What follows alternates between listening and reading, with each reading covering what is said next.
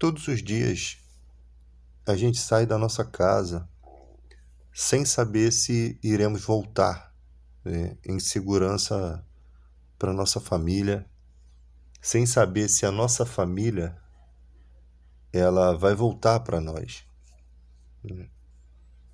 E nem por isso os veículos param de andar em alta velocidade, mesmo sabendo que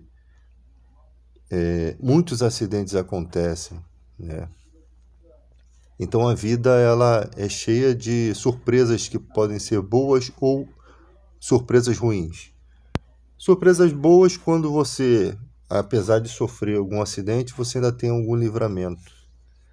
Existem pessoas que nem sabem que dor vai atingir ela na vida. É por conta dessas coisas que nós temos que pensar que enfrentamos todos os dias batalhas espirituais que nos cercam. Pessoas podem dizer que não acreditam. As pessoas têm o direito de não acreditarem, porque não foi concedido a essas pessoas esse entendimento. Então elas vivem completamente tranquilas quanto a isso, né? E as pessoas até questionam, poxa, mas por que Deus vai livrar somente os que oram e os que não oram?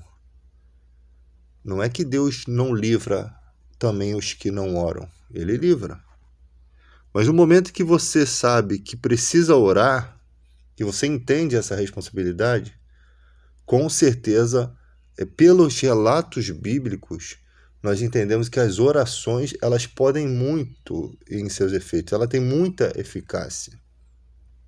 Um relacionamento com Deus te possibilita a ter uma condição diferenciada. Uma condição diferenciada, por quê? Porque orações e súplicas chegam ao coração de Deus. Então, existem as pessoas que vivem na ignorância, que não entendem essas questões, e Jesus sempre quis tratar com o ser humano sobre essas questões. Toda vez que ele curava alguém, ele disse, a tua fé te salvou, porque a fé ela pode ser carregada para qualquer canto do mundo. Perceba que a fé ela é algo que ela pode chegar em qualquer nação, em qualquer língua. Simplesmente acreditar, materializar o que você está buscando em Deus. É lógico que existe a soberania de Deus de coisas que às vezes a pessoa ora e não funciona. Você ora pela proteção da sua família e muitas vezes a coisa não funciona. Mas o que funciona? Se chegou o tempo determinado, né, de a pessoa partir desse mundo, temos que ser grato a Deus pela a possibilidade de termos vivido com essas pessoas, e devemos aprender a aproveitar muito mais a vida a partir disso, né? Chegou o tempo e Deus vai te dar o quê? A capacidade para superar esse tempo. Porque não existe palavra que conforte o coração de uma pessoa que está totalmente machucada, totalmente perdida, porque as notícias ruins às vezes chegam uma atrás da outra e são notícias gravíssimas de forma que aquilo sufoca a pessoa e a pessoa não... Em quem a pessoa vai se segurar nesse momento? Daí existe a diferença de quem tem Deus e de quem não tem. Ou todos têm Deus, mas não exercitam esse relacionamento, tá? Quando eu digo que não tem Deus é porque não exercita esse relacionamento. Não que Deus não está sobre a vida dela. Deus está em tudo, em todas as pessoas, sobre todos. Ele faz chover sobre bons e maus. Ele é bom em todo o tempo. E a pessoa não conhece que pode travar esse relacionamento com Deus, tá? Então chega um momento em que, como Jó diz, nu eu vim para esse mundo, e nu eu retornarei. Tem gente preocupada se vai morrer e vai ser lembrada. Uma preocupação meio que besta, porque eu não quero que as pessoas fiquem lembrando de mim com tristeza. Não quero que a tristeza fique no coração.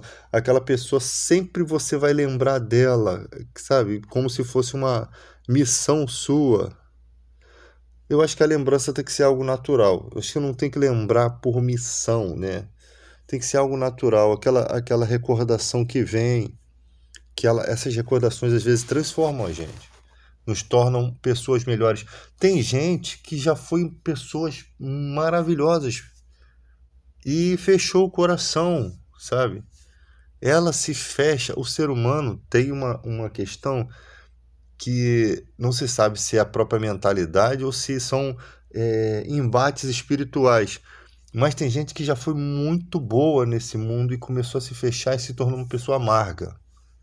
Eu não digo que ela é uma pessoa ruim, ela até é uma pessoa justa, mas ela não consegue mais ser o que ela era. E o que ela era muito bom, salvo que muitas vezes você é bom demais e acaba se tornando um idiota para certas pessoas, ou seja, pessoas se aproveitam da sua bondade. E por isso que as pessoas às vezes se fecham. Às vezes pessoas que são nervosas, são pessoas que explosivas, são pessoas de boas, de coração. E às vezes aquela pessoa que não fala nada é uma pessoa ruim, que ela fica ali, ela traça planos maquiavélicos, faz a maldade, você nunca espera uma ação daquele comportamento. Você percebe aquele comportamento, você nunca esperaria que aquela pessoa tomasse tal atitude. Só que em tudo isso aí, em tudo isso, Deus conhece o quê? O coração. Como Pedro lá que sacou a espada e cortou a orelha do Malco, né? O soldado o centurião do sumo sacerdote. Ele era um homem precipitado. Quantas pessoas são precipitadas? Esses dias estavam pessoas pulando da ponte e alguém se machucou e um cara do nada, precipitadamente, se joga e ele acabou falecendo. Quantas pessoas são imprudentes? Você está lá na praia, aí a pessoa quer ver o mar de perto, sem calcular riscos, não sabe nadar, não era para estar ali, mas tem uma coragem, assim, as pessoas por uma foto, por um vídeo, para demonstrar sua coragem, fazem coisas absurdas. Pula de bungee jump, pula de paraquedas, pula sem paraquedas. O ser humano faz cada idiotice para poder mostrar para os outros a sua coragem, né? Uns realmente têm um espírito de aventura, outros é só para mostrar. O ser humano vive com essa vaidade ridícula, sabe? Se você é alguém que serviu as Forças Armadas, você se acha mais especial do que o outro que não serviu as Forças Armadas. Se você é alguém que... o ser humano, quando faz uma coisa, quando é bom numa coisa, quer mostrar para todo mundo que ele é bom naquilo. São vaidades que prende o ser humano. São vaidades bobas, porque às vezes a pessoa fica... Agora, com a era da internet, é até bom que a pessoa pelo menos ganhe um dinheirinho, né? Ela usa aquilo ali, ganha um dinheiro e transforma aquele dinheiro em recreação, em motivação, em alegria. Transmite também coisas boas. Só que muitas vezes a pessoa está viciada naquilo. Aquilo se torna uma droga. Ela não consegue mais olhar para a natureza e apreciar sem tirar uma foto, sem passar aquilo para os outros, sem passar aquilo para dentro de uma câmera. Ela não consegue simplesmente apreciar. E quando você não consegue apreciar, você perde a beleza daquilo. Você nem percebe e você está se tornando um livro. Você está se tornando um livro que você só é bom quando você abre ele e lê, medita naquilo. Você tem que ter um tempo para viver, para não fazer nada para ninguém, é só por você. Apreciar, por observar a beleza das coisas que Deus fez, relaxar. Não precisa transmitir aquilo para ninguém, aquela imagem é só sua. Aquilo que você está vendo é só seu, aquele momento é só seu. Você não precisa compartilhar aquilo com ninguém. Você compartilha outras coisas na vida. Naquele momento você tem que entender. E muitas vezes a gente está preso numa caixinha da internet, numa caixa. Algumas pessoas já estão assim, já não meditam mais em Deus. Elas já não conseguem. Elas estão tão dominadas pelas suas próprias vontades.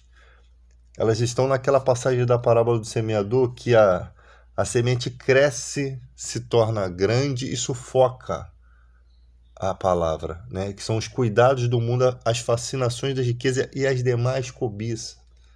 Onde estiver o teu tesouro, ali estará o seu coração. A gente precisa calcular isso.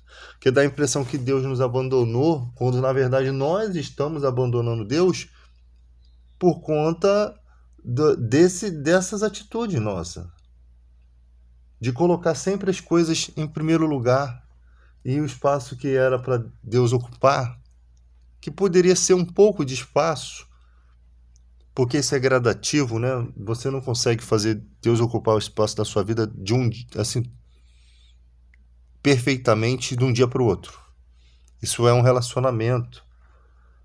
E vai aumentando esse compromisso, né? Não é uma coisa assim que você... Tem gente que toma decisão, a partir de hoje vai ser assim. E até consegue, tá? Mas temporariamente, outros até conseguem seguir. Mas a maioria é um relacionamento travado aos poucos. Que Deus não quer tomar toda a sua vida.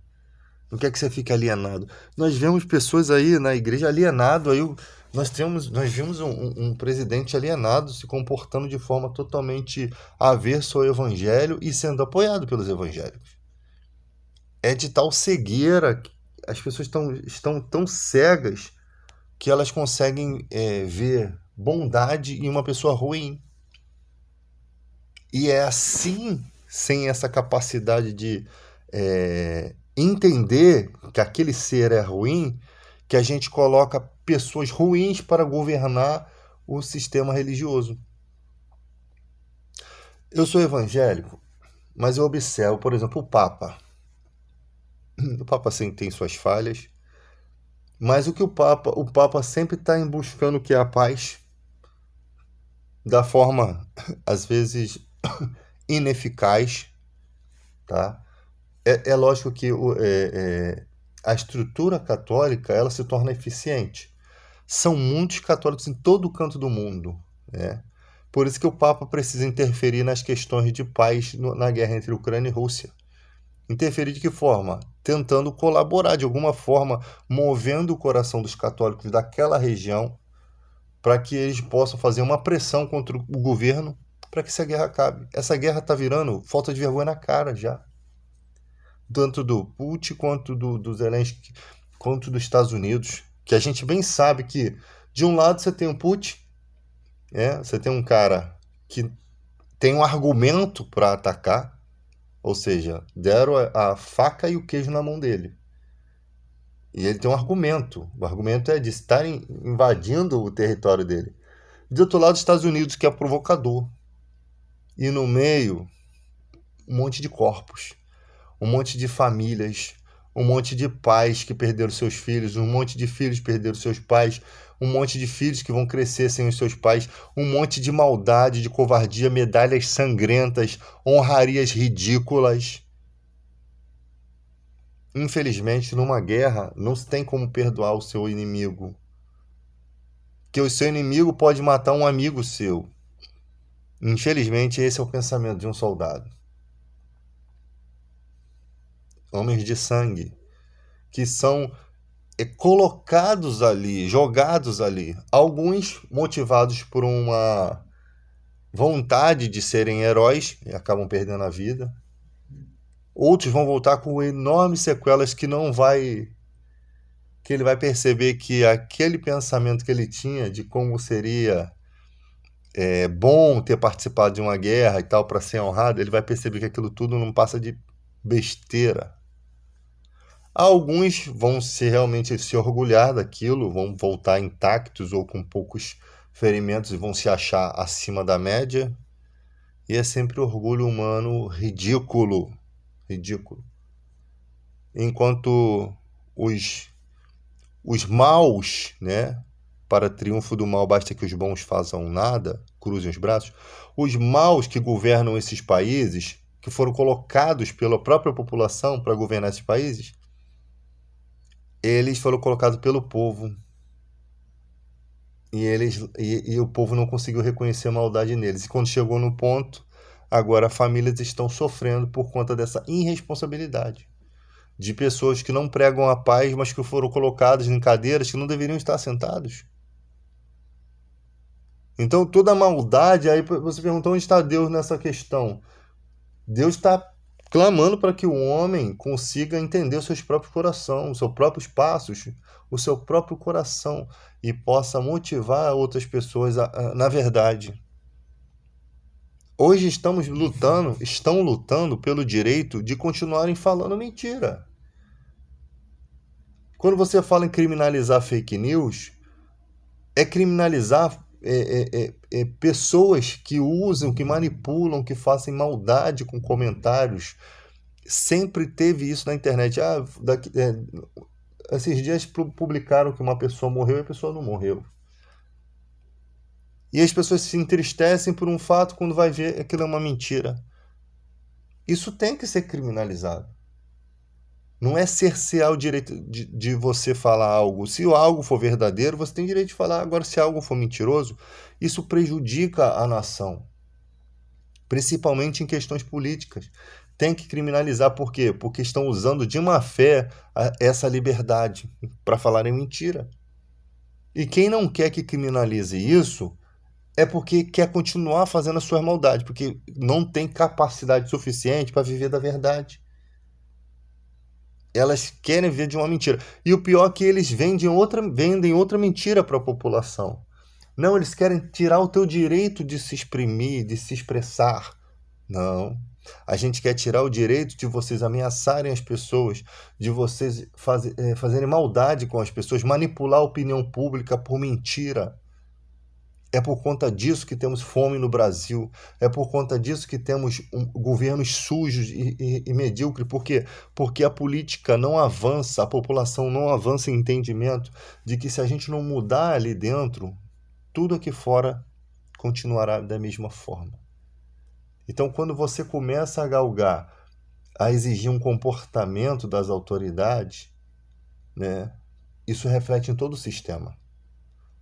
Você vê um policial não tem o direito de espancar uma pessoa que está ali rendida, que está ali sendo abordada.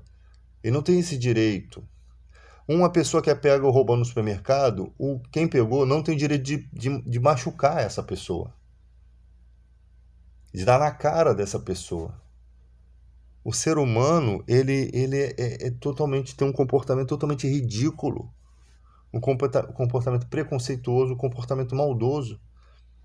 Eles acham que pode chegar e agredir, dar um tapa na cara de uma pessoa, envergonhar, colocar na rede social, eles acham que podem. Então nós estamos convivendo com pessoas que, se a gente não tiver uma conexão com Deus, a gente não consegue perceber quando essas pessoas entram na nossa vida. A gente não consegue sondar a maldade dentro daquela pessoa. A gente só vê, não, aquela pessoa é uma pessoa muito legal. Você não sabe o que tem dentro da mente daquele ser. Você não sabe que comportamento essa pessoa tem se ela for ofendida. Você não conhece nada daquele ser humano. Não se torne uma presa fácil. Relacionamento, contato com as pessoas, você leva anos para poder entender a personalidade das pessoas. Tá? Tem gente que você trabalha com elas pisando em ovos.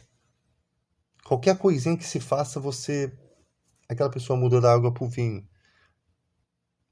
Tem gente que você já percebe que são pessoas de bem. Você vai convivendo pelas circunstâncias, você vai vendo atitudes e você consegue dizer, poxa, essa pessoa é uma pessoa boa. Ela consegue se mostrar assim. E tem gente que fica a vida toda escondida ali.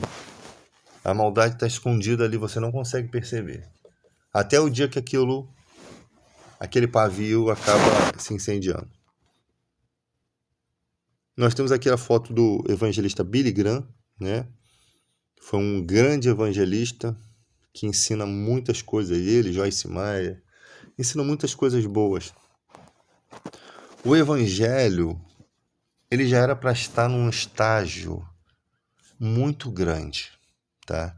De bênção para as pessoas. O evangelho já podia estar alimentando o mundo com pão também, tá? Porque por que se move uma religião? Por que se move o coração das pessoas? Para que elas. Por que se tem os frutos do Espírito Santo? Bondade, longanimidade, temperança. Para que essas pessoas possam refletir na sociedade o caráter de Deus. A bênção é como se Deus quisesse que o ser humano fizesse o bem por meio do seu Espírito. Deus está transformando pessoas para que elas façam pelas outras o que os egoístas não fazem. Você vê, a pessoa está andando pelas ruas, catando o resto de comida, catando latinha, catando ferro velho. Passam as pessoas com os carros mais lindos. O que tem no coração daquelas pessoas? Pensam em si mesmas, são egoístas, são egocêntricas. Os 50 reais ou 10 reais não vale nada para essa pessoa. Mas ela não tem coragem de ajudar ninguém. Eu não digo, elas não são obrigadas a ajudar ninguém, tá, gente? Na vida ninguém é obrigado a nada. Ninguém é obrigado.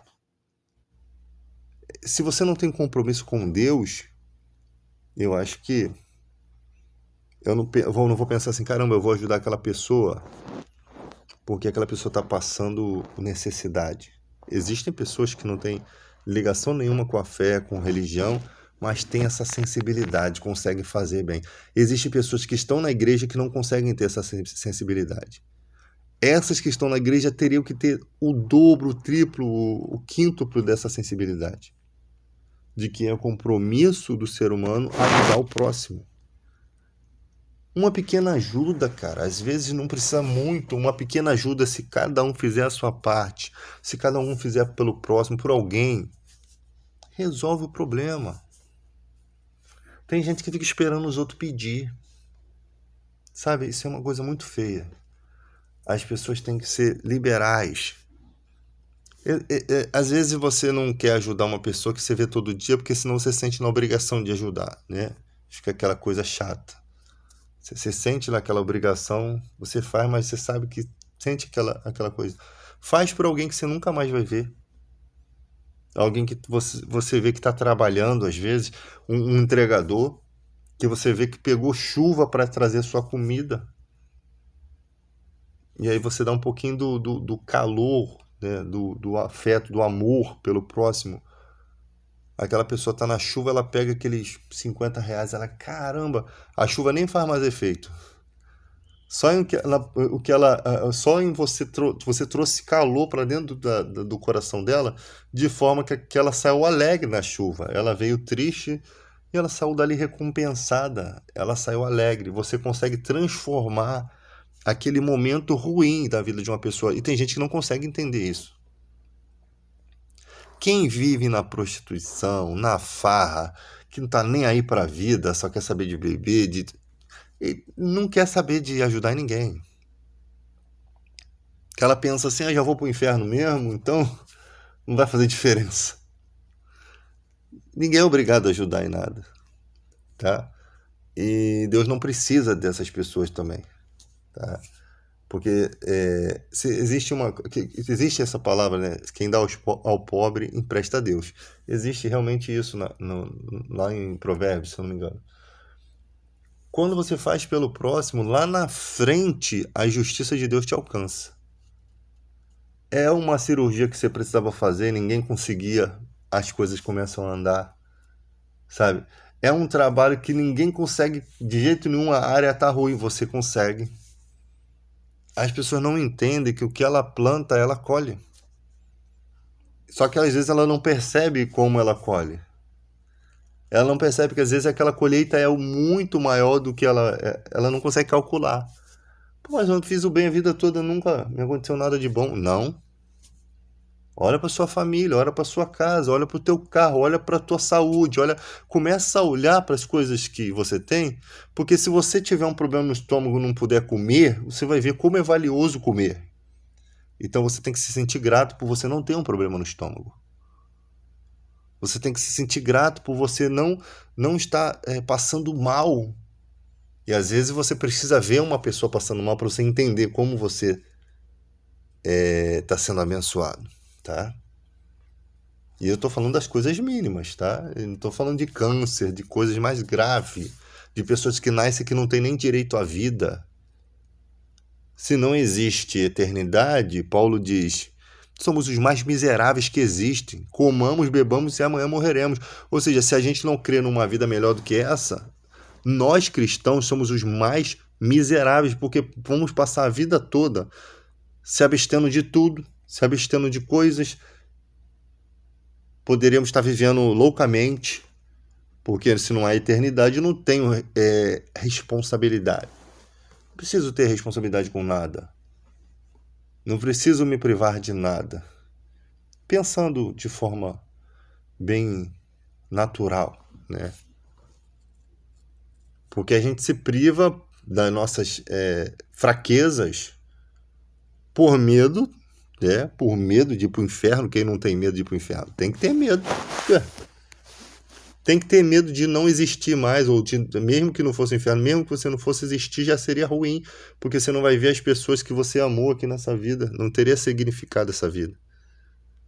O que são 100 anos em relação a uma eternidade? Se você viver 100 anos, né? Então, nós temos que entender que precisa ter a eternidade para que se haja justiça de Deus. Teve pessoas que não teve direito a viver. Filho que nasceu com câncer, só sofreu, morreu. E aí, cadê a justiça de Deus nisso aí? Tem que existir, tá?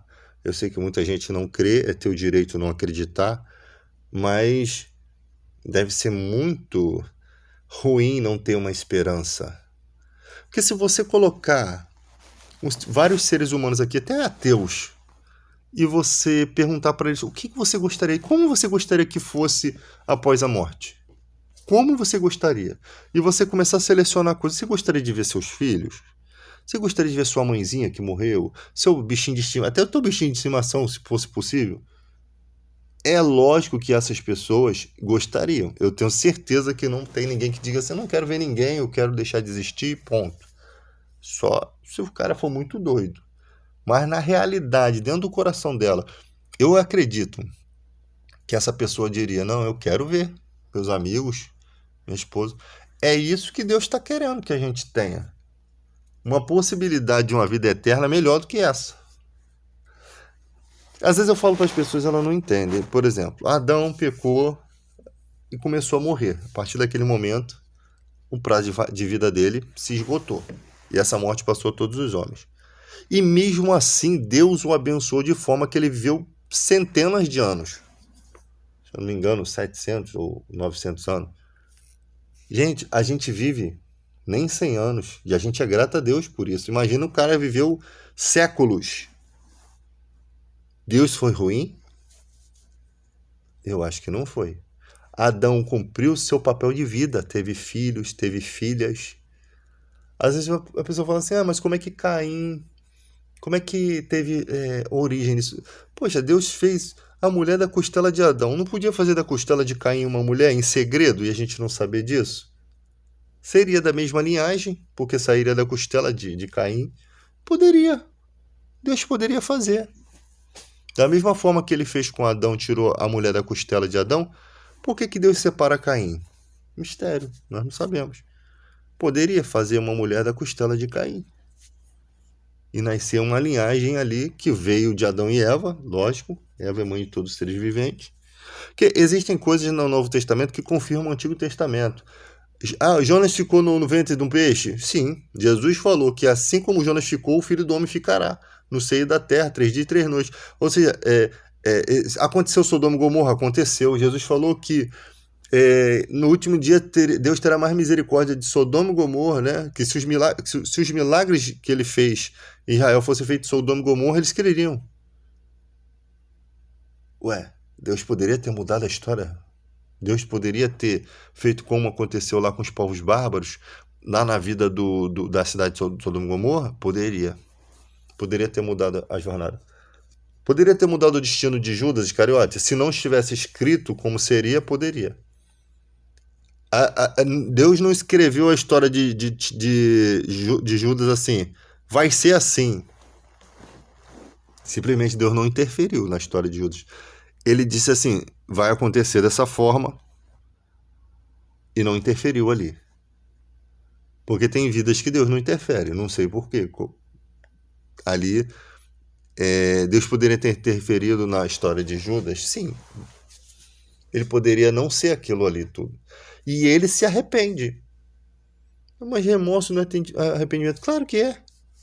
O cara vai lá, com as 30 moedas que ele pegou, que ele vendeu Jesus, e tenta devolver um cara que é ladrão, devolver dinheiro. Isso é surreal. E ele diz, eu pequei contra sangue inocente. Os pequenos delitos de Judas levou ele a uma circunstância muito ruim. E ele tem um caráter que expressado de uma forma que outra pessoa não teria. O Judas poderia falar assim, o que eu posso fazer? Ficar com as 30 moedas de prata e curtir a vida. E agora já era, já fiz a cagada. Não, ele se arrepende, ele tenta devolver as moedas. Ele é ignorado pelos aqueles religiosos ridículos que deveriam consolá-lo, não. Foram os maiores responsáveis, porque eles sim eram religiosos. Judas Iscariote não. Judas foi amigo de Jesus, andou com Jesus, não se sabe o porquê ele segue aquilo. Deus não interfere na vida dele, poderia ter interferido, como Deus interferiu na história dos povos bárbaros. Será que os povos bárbaros eram gente melhor do que Judas Iscariote? Lógico que não era. Que os homens massacravam as pessoas. O Judas era um ladrão. E ele se arrepende sim. Só que ele é um cara que o psicológico dele de ofensa, a condição dele é tão grave, o arrependimento dele, que ele não consegue, ele não aceita mais viver.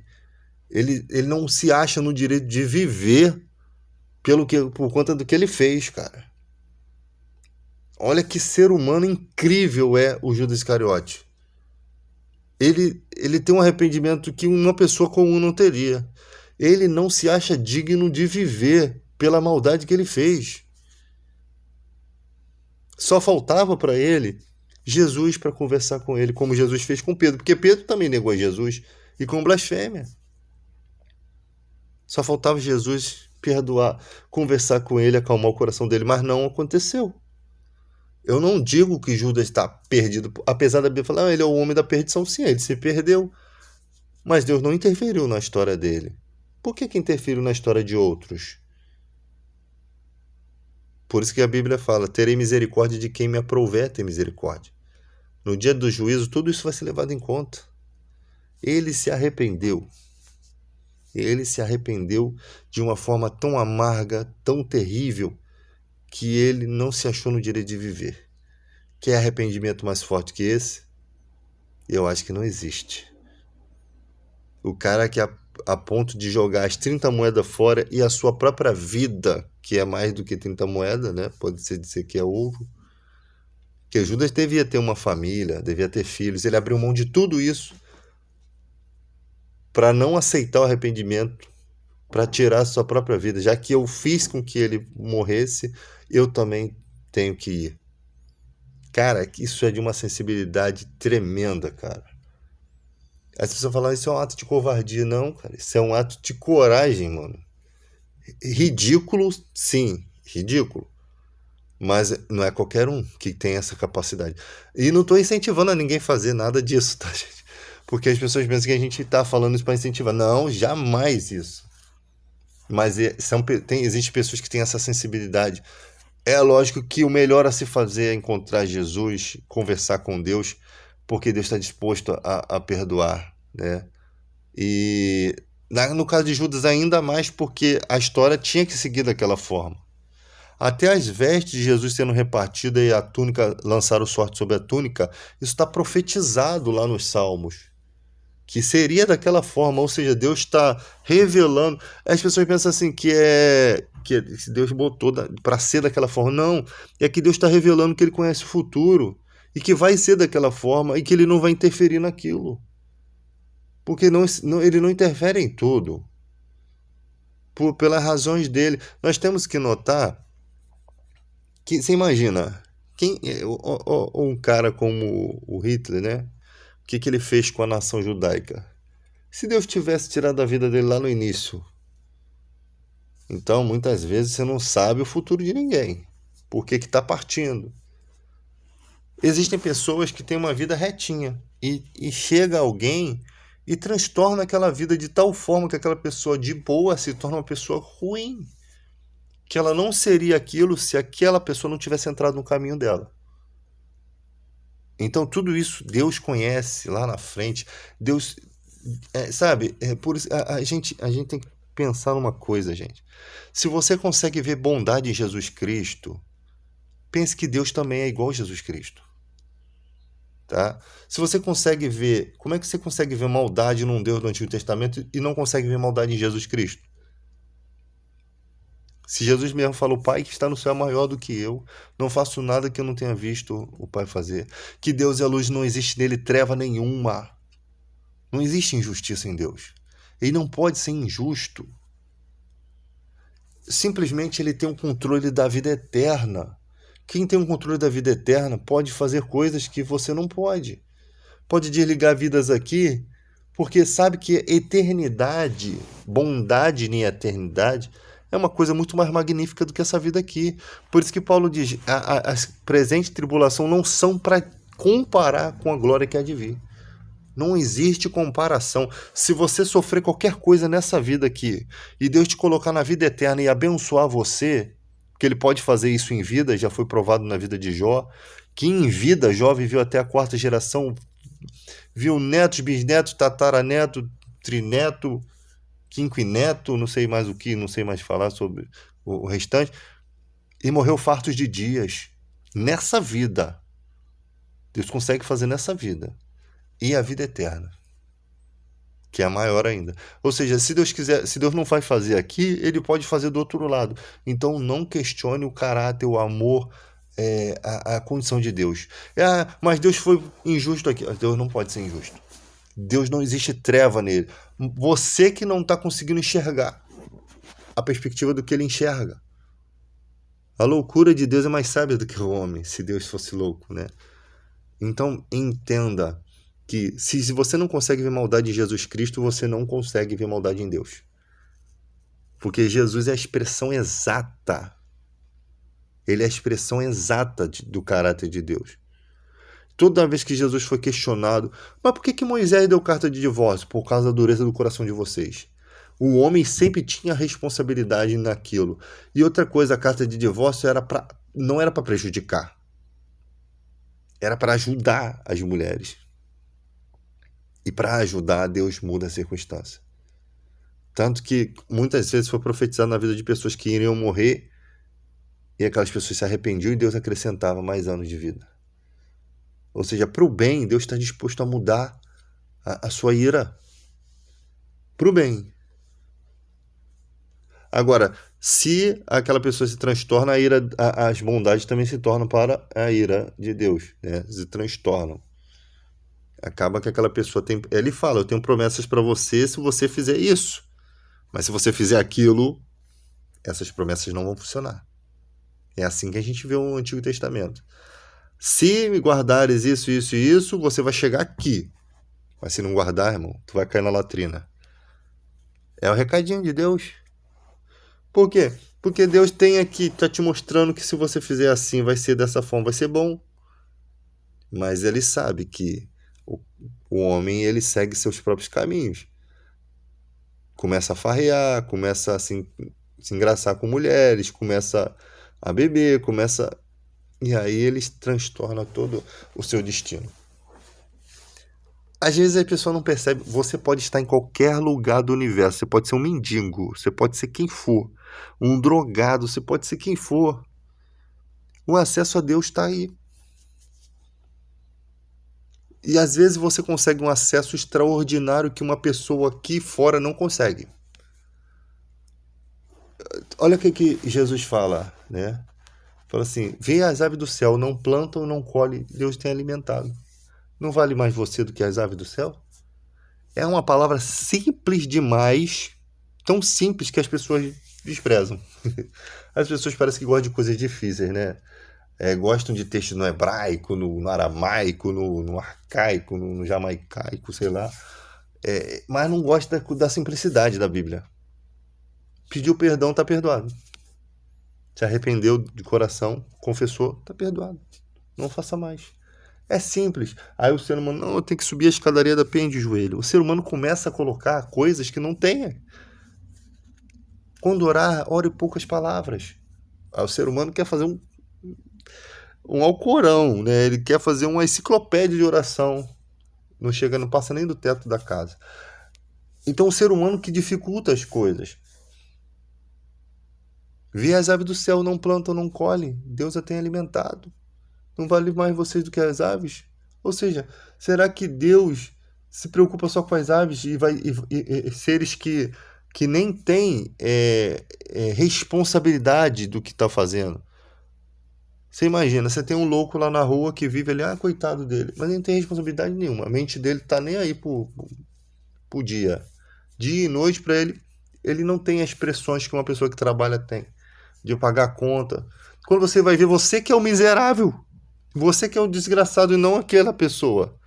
Você tá aí massacrado pelo trabalho, escravizado, não sabe mais o que fazer, todo dia cansado, sabe, triste, alma batida. Quem é o miserável da história? Aquela pessoa maluca lá na rua, vai lá, toma o seu goró, come a comida ali e tal, e vive. Como se fosse um cachorrinho ali, ó. Vive, vive. Tá livre. E você tá aprisionado. Então, quem é que tá sofrendo? Então, tem horas que a gente tem que tomar a decisão. Eu não vou mais ficar sofrendo. Você sabe que tem pessoas que passam a vida toda deixando as outras governarem a sua própria vida? Você não pode ser louco de tomar atitude assim loucamente. Mas se algo não tá bom para você, você precisa buscar sua melhora. Você precisa calcular como é que eu vou fazer isso. Eu preciso ter dinheiro? Vou começar a juntar aqui. Perseverante. Mesmo que seja pouquinho, vai juntando, vai juntando, vai juntando. Quando você tiver uma condição, você chega, patrão, me manda embora. Não aguento mais isso aqui, cara. Não aguento. Me manda embora. Pega aquela indenização, pega o seguro-desemprego, descansa um pouquinho, né? Vive bem aquele momento, segura o dinheirinho, não esbanja, e depois você vai atrás de outro. Mas se eu ficar desempregado, cara, existe a possibilidade sim. Mas você tem que calcular. Enquanto você tiver esses momentos em casa aí, descansando do seu seguro-desemprego, faz um bico. Trabalhe na sua casa. É muito mais agradável. E pense no que a Bíblia diz. Mais vale vocês do que as aves do céu. Elas não plantam nem colhem. Deus as tem alimentado. Se você segurar essa palavra, isso é fé. Porque, tipo assim, eu não saí daquela condição de trabalho porque eu queria, não, porque eu sou preguiçoso, não, porque aquela condição estava me fazendo mal. Só que você tem que calcular, que às vezes você abre mão de uma coisa boa. Tem gente que não consegue ver como é abençoado, tá? Tem o outro lado da moeda. Não consegue ver como está sendo abençoado. Às vezes, trabalho. Você ganha razoavelmente, você trabalha perto, você pega uma carona que te deixa boa na boa, você tem coisas boas. Agora, eu trabalho longe, ganho mal, trabalho todo dia, não tenho um tempo para descansar. Isso é um trabalho ruim? Mas pelo menos você está trabalhando. Gente, eu preciso viver. Eu como para viver, eu não vivo para comer. Eu preciso viver e não sobreviver. E para mim viver, eu tenho que ter saúde, eu tenho que viver as emoções da vida, eu tenho que ver meu filho crescer. Eu não posso abrir mão de coisas, de tantas coisas. Eu posso abrir mão de algum tempo. Eu não posso abrir mão. O meu trabalho é valioso. Quem trabalha direito tem que aprender a valorizar o seu trabalho. Tá? Eu trabalho bem, eu sou um bom profissional. Qualquer empresa que eu entrar, eu vou desempenhar um bom trabalho. Porque eu tenho responsabilidade. Então eu tenho que começar a me valorizar. Tá? Não em excesso. O mercado de trabalho tá ruim, tá. Mas eu não vou aceitar certas coisas. Se aquele trabalho não tá me dando paz, não tá me dando... Porque o trabalho tem que te conceder recursos financeiros, descanso, né? remuneração que possa te socorrer na sua alimentação, na sua... Eu não posso viver só para pagar conta. E primeira coisa, não se endivide. Segunda coisa, saia do aluguel, tente sair do aluguel o mais possível. Tenha a sua casa, porque você tendo a tua casa, você cata a latinha e come, você não passa fome. Ah, você não tendo casa, fica muito difícil. E como é difícil conseguir a casa própria, né? Comece a guardar um pouquinho. Guarda um pouquinho, quando você for sair da empresa, com aquela indenizaçãozinha, você juntou, você compra um terreninho, você saiu do aluguel. Aí você arruma um empreguinho, mesmo que seja, às vezes até igual o outro lá. Porque às vezes eu faço o cálculo, cara, para ganhar o que eu ganho aqui, eu posso ganhar em qualquer lugar.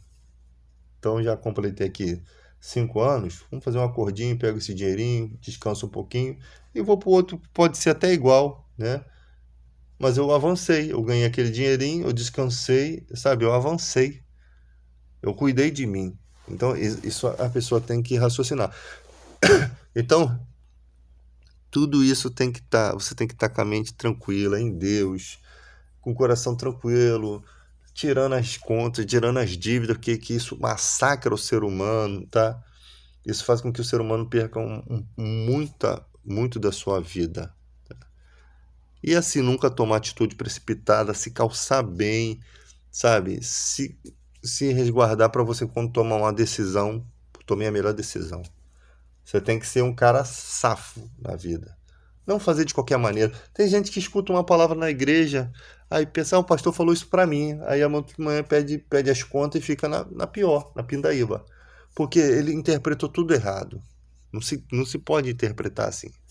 Você tem que calcular as coisas, você tem que ser safo, você tem que...